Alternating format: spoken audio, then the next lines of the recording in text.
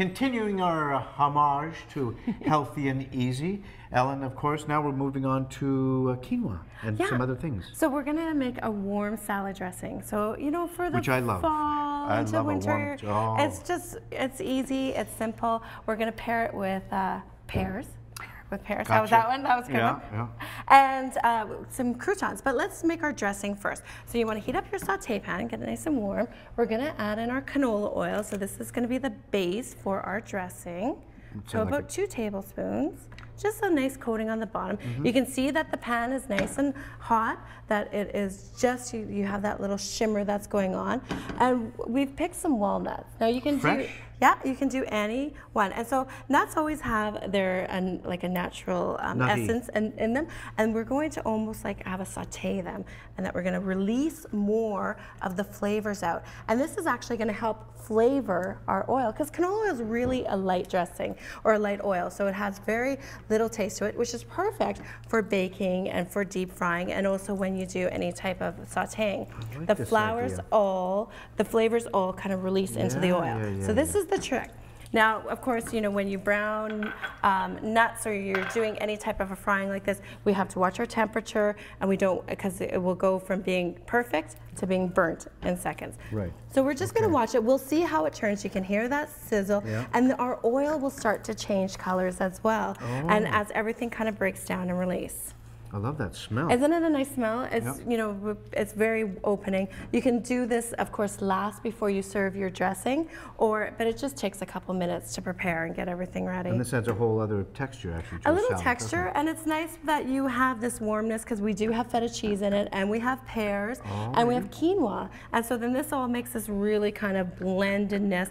And, you know, lettuce will hold up to the flavor. So we can just see that our nuts are just starting to change colors there. So we're going to remove it from the heat.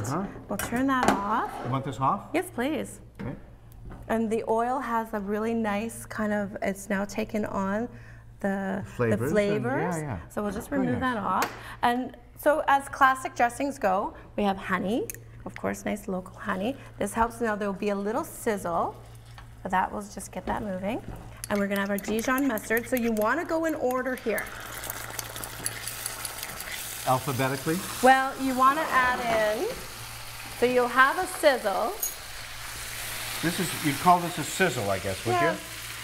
Don't you think? Okay, well, it's kind of a, you know, it's almost a 911 sizzle, isn't it? Not quite. Okay, there we go. And then our little bit of our lemon juice. That'll cool things down a little. So we'll just let it sit. We don't have to worry about it. We'll just have it off. Okay. So this recipe can be gluten-free, or it doesn't have to be, but we made that wonderful sesame bread in the first segment. So you can slice that up. And to make croutons, you just want to add some sea salt, some pepper, and if you can pour in some canola oil into here. And then you're going to bake in your oven at 400 for just like a quarter of a cup. That's great. We just want to coat our bread nicely. Give it a mix. Pour it on our sesame bread, and then you do the little moosh around. This will hold the heat. You can see how beautiful the colors have gone. So now we have we've used our gluten-free bread, and we made croutons. And that's it, so we just put those on here? Put them on here in the oven, 400 degrees for 10 minutes. Spread them around. That's it. These will be the best croutons you'll ever love. So quinoa is a really neat grain, and it's a protein. It's all in one. And so here it is raw, and then of course if you cook it, so it's a cup of water, and then you have a cup of quinoa, 2 cups of water, cook it up. And you know, it's about 7 to 8 minutes. You want to have your water boiling, add in your quinoa, let it return to a boil. It's almost like making rice. Put the lid on, leave it be, and it nicely absorbs. And it looks just beautifully fluffy. Comes in different colors if you want. The quinoa? The quinoa, yeah. I haven't seen different colored quinoas. Oh, I'm telling you. I love quinoa. It's a superfood. It is a superfood. So we're making a super dressing. We got the superfood, super oil, super nuts, and a neat one that we are using, and you're seeing more of, is dried cherries. It's another really superfood. So it's a great thing to be baking with, to incorporate into your salads, on your yogurt, things like that. So we've sliced our pears. We have our dried cherries, our cooked quinoa, our wonderful croutons and feta cheese. And then we have this warm dressing that is going to blend everything together. I've made up some dressing ahead of time just because you can see, if you have leftover dressing, it can stay in your fridge for about 3 days. You can keep it in your fridge and it will separate, but all you need to do is whisk it back together.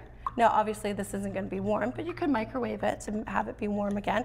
Whisk it back together, and it will all incorporate, and then that can go on your dressing. So, no big deal if it That's separates okay, like that. but keep it in your fridge for 3 days. Okay, are we putting this together? Yes, let's do it. So we'll add our quinoa in. Oh, just a little bit? Well, it's about a cup, you know, but it's one of those that I think it's on preference, what people like. And of course, these salads, you know, you can make ahead of time, or people can dress it at the table. Let your guests do the work. And then our pears, and I'll bring this over here. Let's add in some dressing. Want to do drizzle? Yes, please. Okay, we're going to finish putting, you put the pears in. Okay.